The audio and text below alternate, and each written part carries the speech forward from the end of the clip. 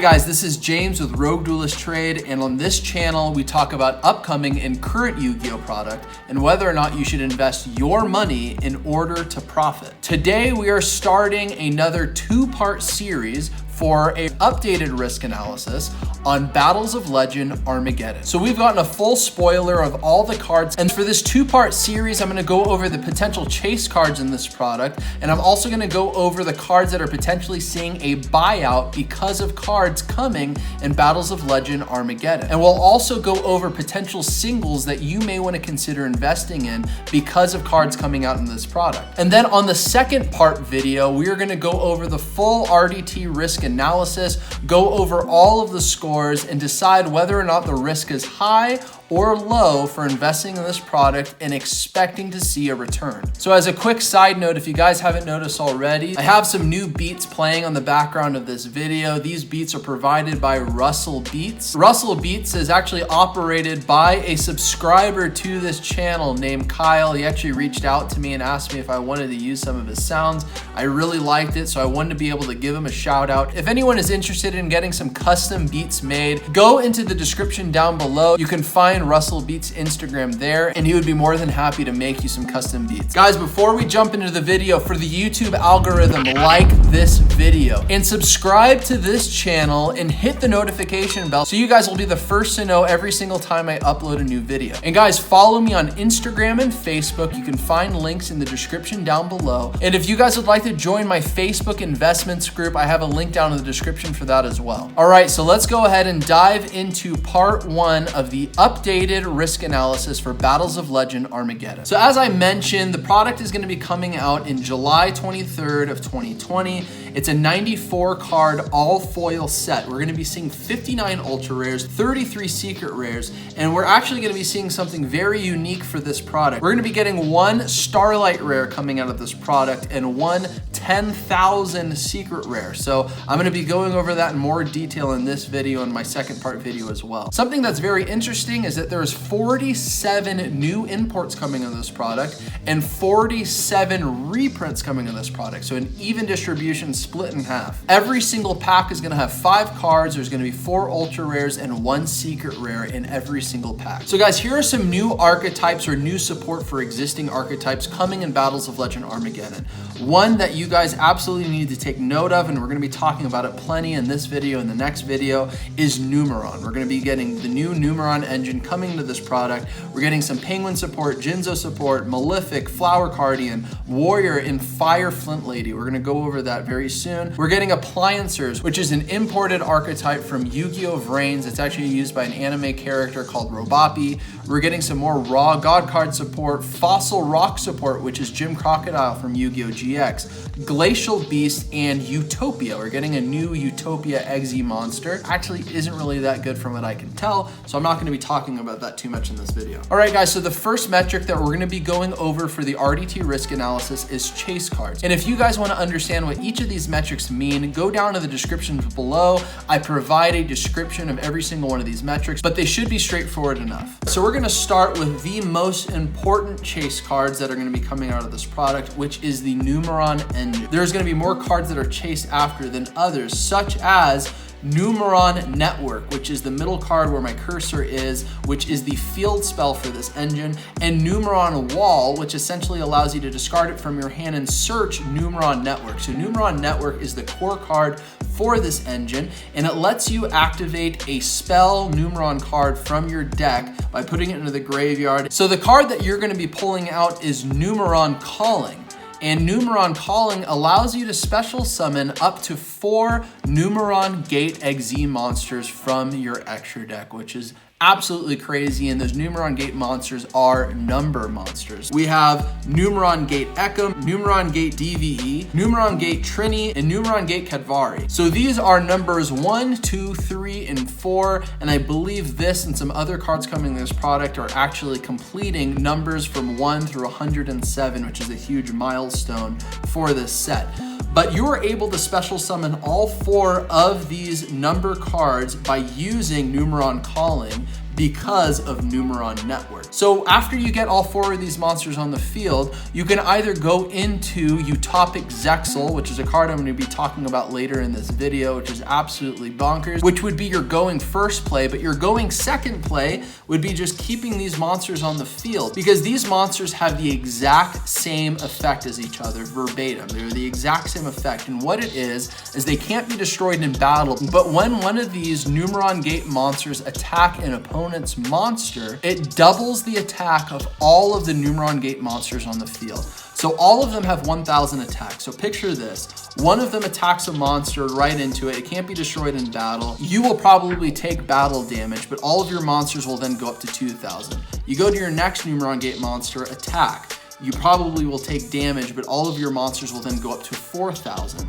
You then attack with your third numeron gate monster with a 4,000 attack. And if you hit your opponent's monster, then your very last numeron gate monster is now at 8,000 attack, and then you just go ahead and attack for game. This engine is very devastating if your opponent cannot respond to it. If you're going first, you can go into Utopic Zexal. If you go second, you can just completely blow your opponent out. And if your opponent can stop this, then you can just go into an engine like or you name it. I mean, this engine really can be thrown into a lot of different archetypes. So this is definitely something that's going to completely change the meta, and I definitely imagine all of these cards are going to see some level of value, especially Numeron Network and Numeron Wall, because those are easy going to be 3-ofs, and all the Exe monsters are probably going to be 2-ofs, I would imagine, and you would probably want to leverage archetypes that really don't need their extra deck. So maybe the new Dragon archetype that's going to be coming. This is a very scary engine to come into the meta, and something that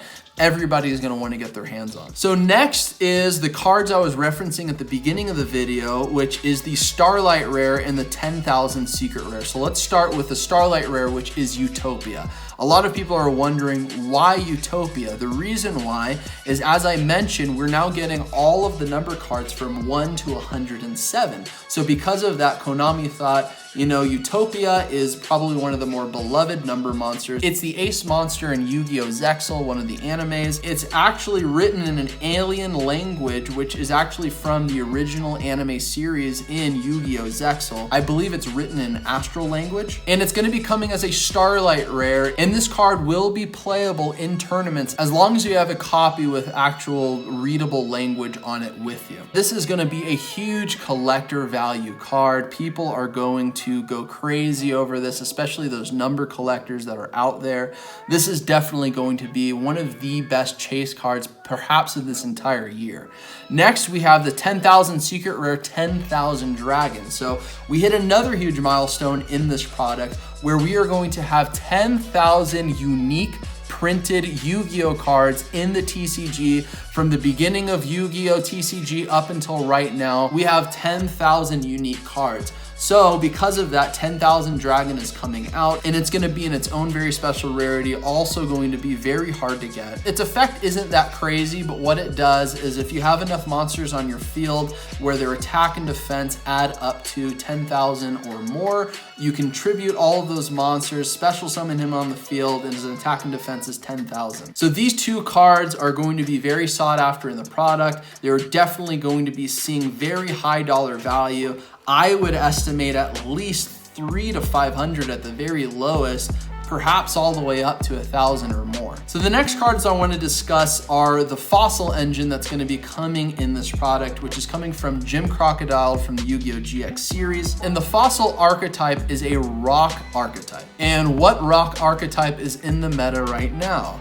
Adamanticators. So this is definitely an engine that can be used in Adamanticators. I don't know how widely used it will be, but it can be used. So Fossil Fusion allows you to fusion summon a monster using both players' graveyards. All of the Fossil Fusion cards require a rock monster and a certain level monster. So it's very flexible, being able to use both your opponent's graveyard and your graveyard. In Adamanticators, I see this used primarily as an extender. So you use Fossil Fusion and you can go into the level level 4 fusion monster. Once you go into this fusion monster, you can immediately go into Gallant Granite, which is a rank 4 monster, or you can link him off into Crystal Halki Fibrax or something like that. Once Fossil Dragon Skullgar is in the graveyard, you can banish him and add another Fossil Fusion from your deck to your hand, and then go into another extender with another fusion monster using your second Fossil Fusion. I've seen a lot of players going into Fossil Warrior Skull Knight and then just extending off from there. I haven't seen a lot of people using Fossil Warrior Skull King, which is actually interesting to me because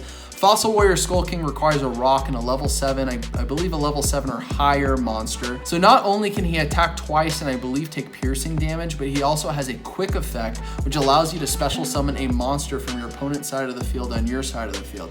I think that's a very good effect. I almost see that kind of like a Sky Striker Shark Cannon. You can stop your opponent from using an effect in the graveyard by just taking that monster and putting it on your field, which I think is a very good effect. And then you have Miracle Rupture. Miracle Rupture is essentially a Foolish Burial for level 4 or lower rock monsters. And also if you have Fossil Fusion in the graveyard, once you use it, you can draw 1 card. So I've seen a lot of people having 3 ofs of Miracle Rupture, 3 ofs of Fossil Fusion, and playing some of these fusion monsters in their extra deck. So definitely something that I think people are going to be interested in having. The next card to discuss is obviously the cover card, Chaos Emperor, the Dragon of Armageddon. So as I mentioned in my original analysis video, this card is a 2018 YCS prize card, and I believe has seen price points of about $1,000 because it's very hard to get being a prize card. Now it's actually getting a print in a booster product, so that's going to be very cool to see. But we're also going to be getting Fire Flint Lady, which is an OCG import, and this card is a Fire Warrior, and it can be used in any warrior strategy. So essentially, if you have a warrior monster on the field, you can special summon her, and then you can remove her from the field and special summon a level 4 or lower warrior monster from your hand to the field.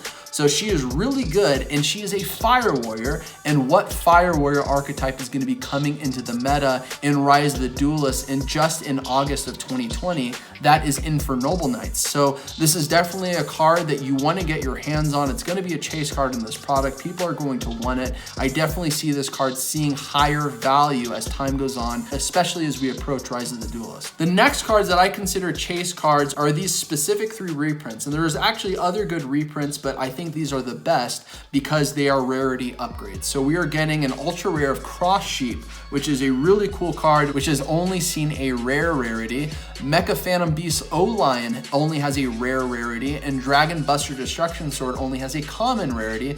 All of them are getting upgraded to an ultra rare, and all of these cards see meta play today. So these are definitely really good rarity bumps that we're going to be seeing. Konami did a good job with reprinting these cards and giving them a rarity bump. So with all of that said, the Numeron engine alone, with all of the cards that are required in it, definitely boosts up the chase card metric for this set. And then we have a lot of other really good cards. I think a 5 is deserved for this metric. So the last metric that we're gonna go over in this part 1 video, again, the part 2 video is gonna go through the entire RDT risk analysis, and I'll go over the score for this product at the end of part 2. But for current card support buyouts, we're gonna start with Utopic Zexal, which has 2 different prints. One is a super rare, and the one that I'm gonna be going over right now is the ultra rare print, which is its highest rarity from Shonen Jump July 2016. So real quick, I'm gonna summarize what this card does. It requires 3 number monsters to go into, thus the Numeron engine is perfect for this card. Your opponent cannot stop the Exe summon of this card. Once it's summoned, your opponent cannot activate card effects. So its best effect, especially as a going first strategy, you can detach 1 card and your opponent cannot activate cards and effects for the rest of the turn. And it's a quick effect. So that is just absolutely crazy. This card is going to be seeing meta play on May 11th, which I believe is around the time that we knew the Numeron engine was going to be printed in the OCG. It went from about $12 to $13 all the way up to $20.42. And it hasn't really gone up in value much since then. It's actually gone down, and it's sitting at about a $14 average. This is the average cost for this card. So right now, the lowest in the marketplace is about $12.88. The highest is $30, and and the average is 1475. I definitely feel this card will continue to go up in value, and I think these price jumps indicate that people know that this card will be used in the meta, but definitely has a lot more room to grow. Next is Memories of Hope. This card only has one print, and it is a super rare, and it came out of Dark Neostorm. What this card reads in the numeron engine is essentially draw 4 cards. So basically, as many number monsters you have on the field, after you activate it, you draw as many number cards that you have on the field. So if you have 4, you draw 4. Definitely at least a 2 of for decks that take advantage of the numeron engine. And this card is still under $1 right now, but since about May 11th, again, when we found out that the OCG was gonna be getting the numeron engine, it went from about 80 cents all the way up to $2.22, nearly tripling in value. And then it's gone down and has made some slight increases since then. The lowest price point is about 52 cents, highest is about $23.86, average is about $1.49. Now guys, this card absolutely has opportunity to grow. It only has a single print. Definitely something to keep your eye on, but because of the price fluctuations, that's why we're talking about it right now, is because it shows the interest that people are having in the numeron engine, and I feel there's going to be a lot more interest. Next, I'd like to talk about Allister the Invoker. Because Invocation is going to be reprinted in this product, Invocation is going to be a lot easier for duelists to get their hands on. But Allister the Invoker is not getting reprinted. So because Invocation is going to be easier to get your hands on, people are going to start wanting to play the Invocation engine. Thus, they're going to need Allister the Invoker, which only has 2 printings. And this is its secret rare print. Interestingly enough, just in about July 6, 2020, it's jumped from $4 to $8 and doubled in value. So there's definitely a lot of people that are seeing interest in this, and I don't know if it's because of Battles of Legend Armageddon. Invoked is just a really good engine to play in a lot of archetypes as it is in the meta today, but definitely can play a role. But I also want to talk about the super rare, which has seen very similar increases. Its price point in about June was about $2.50, jumped up to $4.17. Back in February, it's seen prices of almost $5. Definitely a card that's been fluctuating in value, and it shows a lot of people are interested in Invoked. Lowest is $2.20 right now in the market. Highest is $26.47, and its average cost right now is about $4.17. So overall, I wouldn't say prices have skyrocketed like crazy. Like, I really expected more from Utopic Zexal and Memories of Hope so far. Allister has seen a lot of really good price hikes. I don't know if you could attribute that just to Battles of Legend Armageddon. So I think 3 is a good number for this metric. Before we end this video, I want to go over potential singles that you might want to consider investing in. So every time I do these types of risk analysis videos, I do deep dives in a lot of the cards coming in product and consider what cards may be going up in value because of new support coming. So all the cards that I've already went over, I think are good and safe investments. So Utopic Zexal, it's going to be seen in the meta very soon. As soon as it is seen in the meta, I do think this card will go up in value in both its ultra rare and super rare prints. Obviously, the highest rarity is going to be the safest card to invest in. Memories of Hope, I feel, has the greatest opportunity to grow because it is a single print. Yes, it's only a super rare, but right now in the marketplace, it's under $1. I've already invested in, I believe, about 20 of them. I was able to find some on Troll and Toad for about 59 cents each. So that's a card I'm definitely going to be holding on to once it starts seeing play in the meta. Allister the Invoker obviously is a great card to invest in because Invocation is going to be easier to get your hands on. So people are going to be wanting to get their hands on Allister as well. Has 2 printings. I feel both of them are good investments. Obviously, the secret rare is going to be a safer investment than the super rare. Machine Duplication, I have a question mark because there's so many reprints. I think it's a card that really can only go up in value, especially with archetypes like Appliancers coming out. I really can't tell you which one to invest into. Obviously, Ultimate Rare probably is the best. It's just going to have a higher price point to it. And then also Isold. I always talk about Isold because Fire Flint Lady basically is an extender to get 2 warrior monsters on the field. What can 2 warrior monsters bring? Isold. We have Rise of the Duelist coming out where Infernal Knights is going to be a very meta-relevant strategy that's going to be coming out of Rise of the Duelist, and they're going to be using Isold because they also use a lot of equip spells in that archetype already. Obviously, the highest rarity is going to be the safest to invest in. And I have the Numeron engine here because I think this is an engine that you guys need to keep your eyes on. Once Battles of Legend Armageddon comes out, look at the value of the Numeron engine, of all the cards coming in it, especially Numeron Raw and Numeron Network. If they are lower value coming out of the gate, I would definitely say invest into it as quickly as possible. I would say lower value is going to be like $5 for cards like Numeron Network and Numeron Wall, which honestly I would be very surprised if it is at that price point. But all of the Xyz monsters, I could imagine they might be in the $1 to $2 range potentially, and if that's the case, you might want to get your hands on them because they are required for the engine. Battles of Legend has a good history to where a lot of cards go up in value in time. I think the Numeron engine is going to be a very safe investment. So guys, that's the end of part 1 of the risk analysis for Battles of Legend Armageddon. Let me know what you guys think down in the comments below, and keep an eye out for part 2 of this series. It should be coming out the day after this video is released so that you guys can see the full risk analysis of Battles of Legend Armageddon, and I'll go over the risk analysis percentage at the very end after we calculate all the metrics and decide whether or not it is a safe investment or if it has just too much risk. And guys, remember, I try to be as unbiased as possible, but all of this is just based on my research. Definitely do your own research before you invest in product. Look out for my next video. Thanks for stopping by, and I hope you have a good one.